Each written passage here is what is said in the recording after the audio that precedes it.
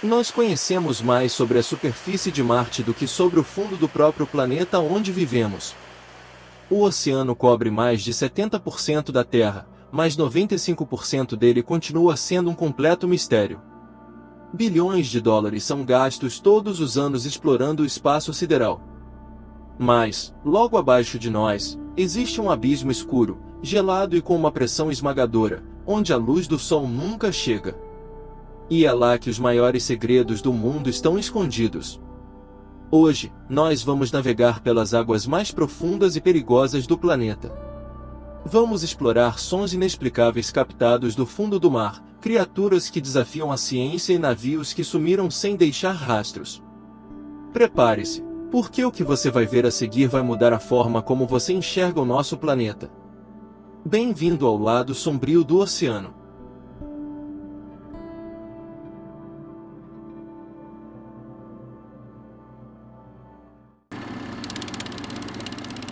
Durante a Guerra Fria, o governo americano espalhou uma rede secreta de microfones subaquáticos pelo mundo. Eles queriam rastrear submarinos inimigos. Ao invés disso, eles começaram a ouvir o impossível.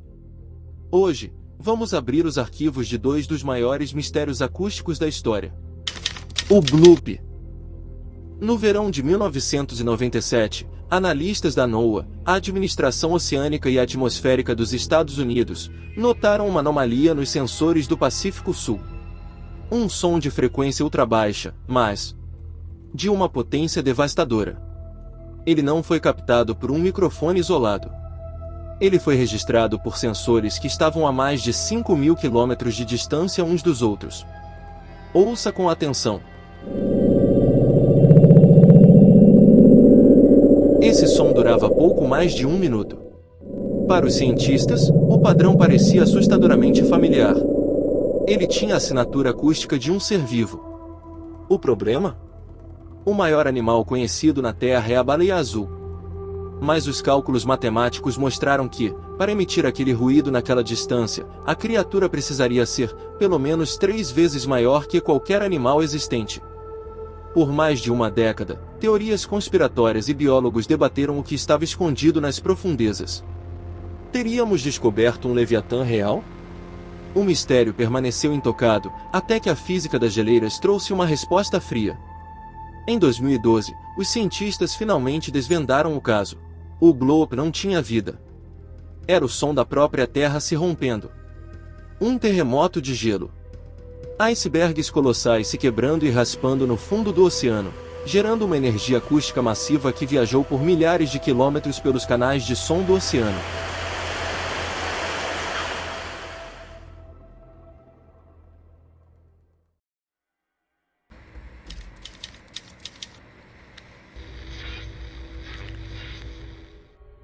O ano é 1991. Cientistas do Laboratório Ambiental Marinho do Pacífico da NOAA ativam pela primeira vez um sistema ultrassecreto de microfones subaquáticos da Guerra Fria. Eles esperavam capturar o canto de baleias ou o movimento de submarinos soviéticos. Mas o que encontraram nos confins do Oceano Pacífico os deixou completamente horrorizados.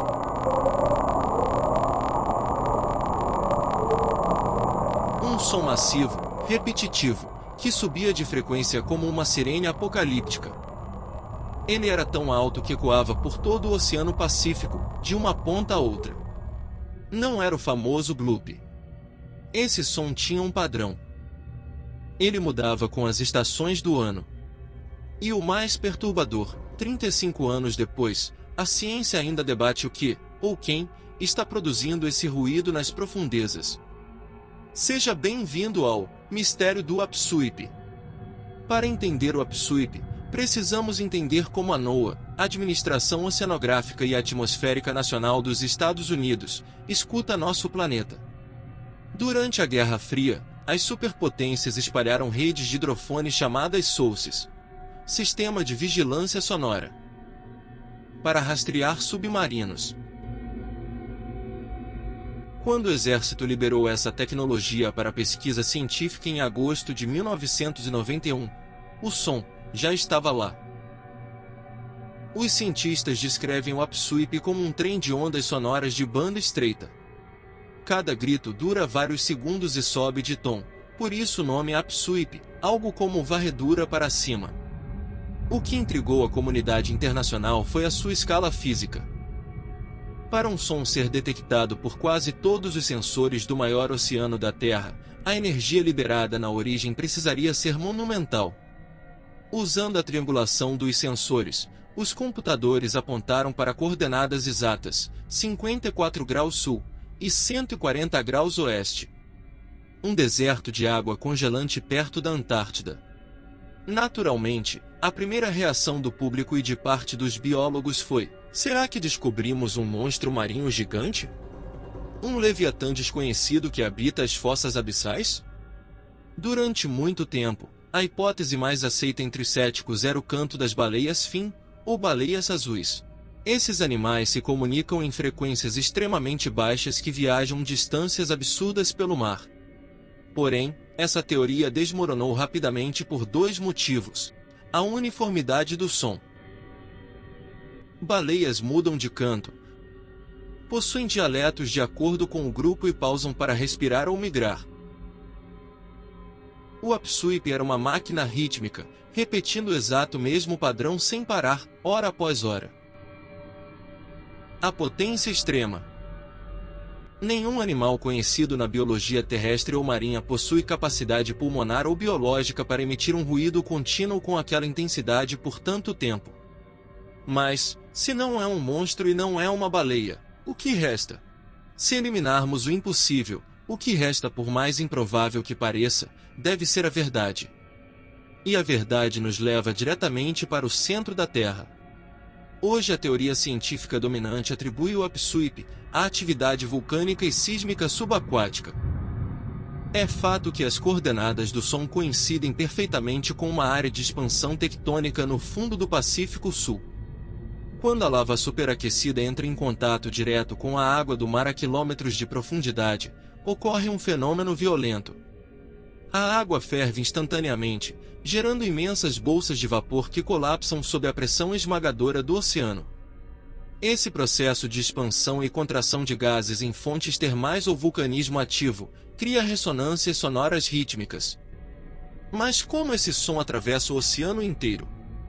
Graças ao chamado canal SOFAR, ou canal de propagação de som profundo.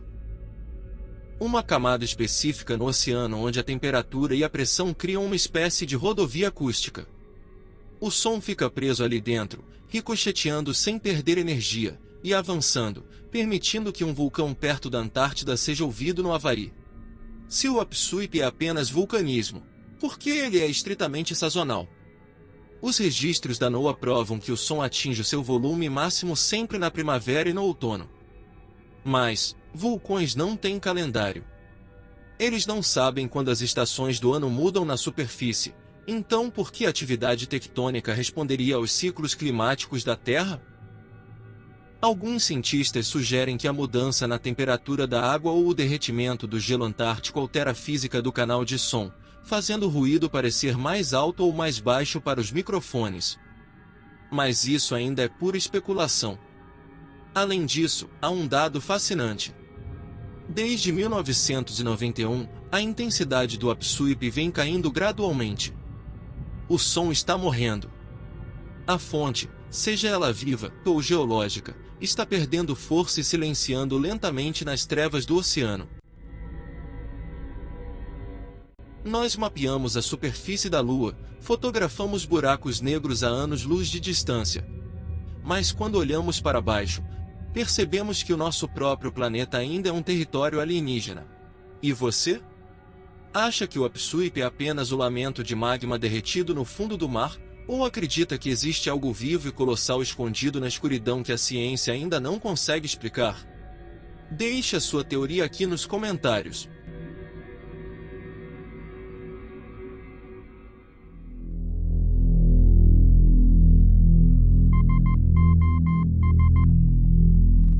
Deixamos para trás os ruídos inexplicáveis do abismo.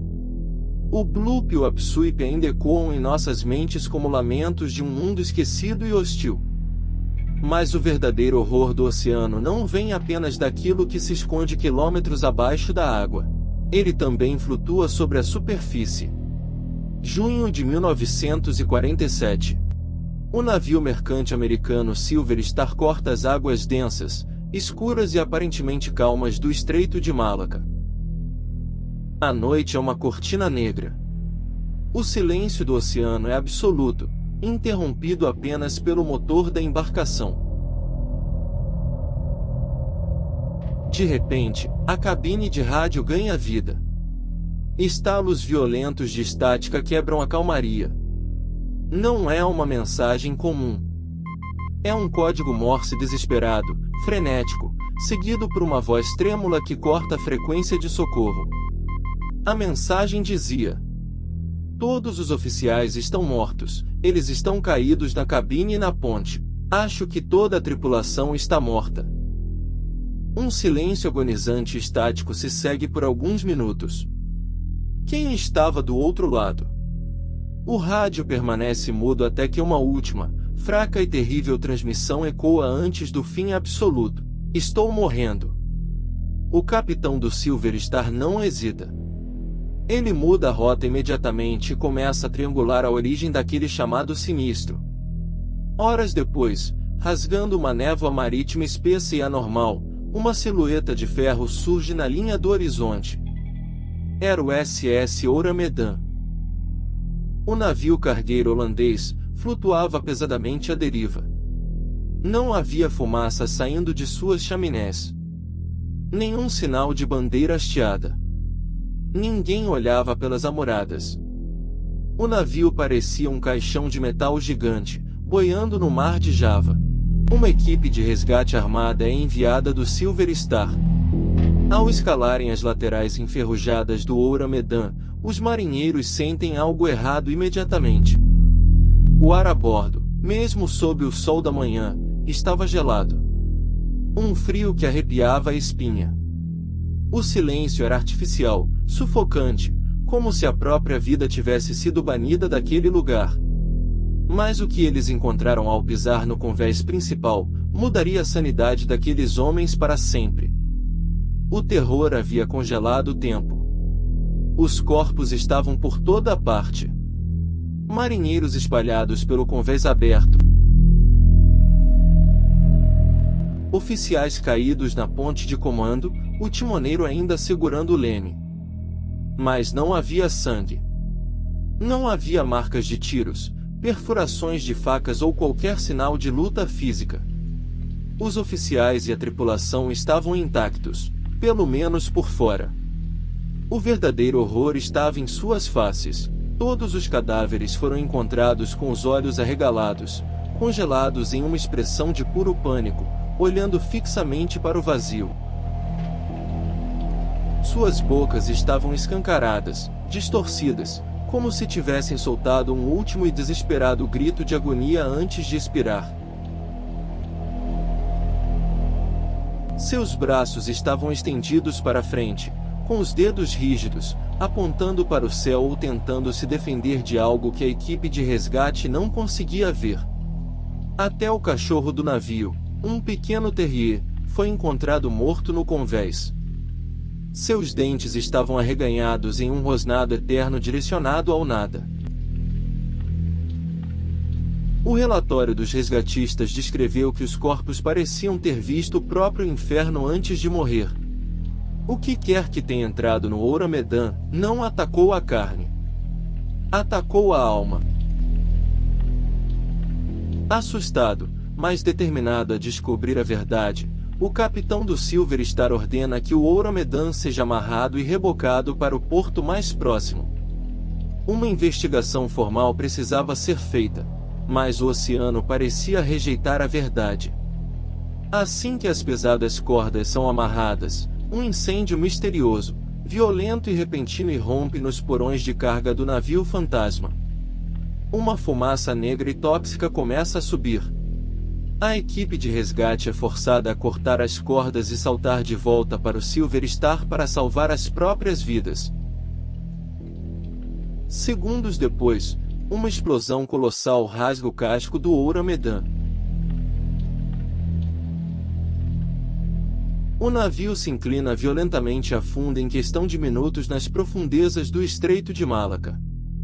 Ele levou consigo todos os corpos, todas as evidências e todas as respostas. O mar engoliu o crime perfeito. Ou teria sido um acidente meticulosamente acobertado? É aqui que o mistério deixa o campo do sobrenatural e entra nos arquivos mais sombrios da geopolítica mundial. Se você procurar hoje os registros oficiais do Ouro-Medã nos arquivos navais da Holanda, da Inglaterra ou da Indonésia, você não encontrará absolutamente nada. Para a história oficial, essa embarcação nunca existiu formalmente. Mas o detalhe mais perturbador e revelador de todos envolve o navio que fez o resgate. Os diários de bordo originais do Silver Star daquela semana específica simplesmente desapareceram. Foram confiscados, rasgados ou severamente censurados pelo governo americano. Por que apagar os registros de um ato heróico de resgate feito por sua própria marinha mercante? Relatórios de inteligência que vazaram décadas depois sugerem a verdade que tentaram afundar. O Ouro-Medã não era um navio comum. Ele transportava secretamente armas químicas altamente letais da famigerada Unidade 731 japonesa, além de carregamentos ilegais de cianureto e nitroglicerina para o governo. Houve um vazamento nos porões. O gás invisível e altamente tóxico sufocou a tripulação em minutos, causando convulsões, dores insuportáveis e o pânico expresso em seus rostos agonizantes.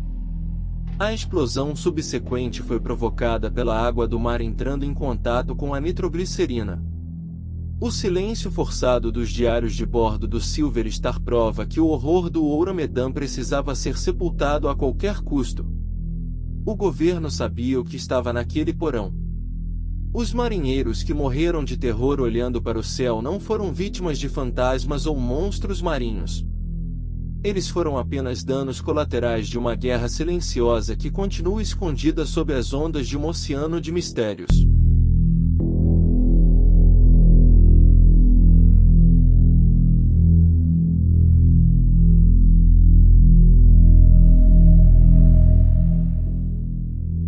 Se você gosta de mistérios científicos reais, clique no botão de curtir e se inscreva no canal para não perder os próximos arquivos misteriosos. Até a próxima!